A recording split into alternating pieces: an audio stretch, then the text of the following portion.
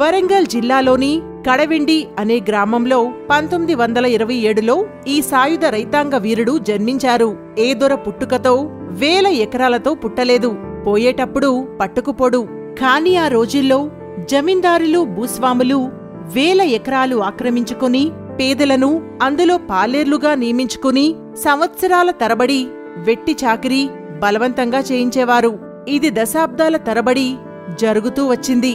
దొరగా పుట్టడం మా అదృష్టం, బానిసగా పుట్టడం మీ దౌర్భాగ్యం, నోరు ఎత్తకుండా పనిచేయండి అని దొరలు శ్రామికుల మీద దాడి చేసేవారు. నిజాం పాలనలో పటేల్, పట్వారీ, జమీందారీ వ్యవస్థలుండేవి.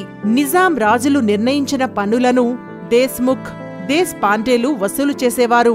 భూమి శిస్తు కింద రైతులు పండించిన పంటలో సగం పంటను నిర్దాక్షిణ్యంగా. పూర్తి వీడియో లింక్ ఫస్ట్ కామెంట్లో ఉంటుంది లేదా మా ఛానల్లో ఉంటుంది.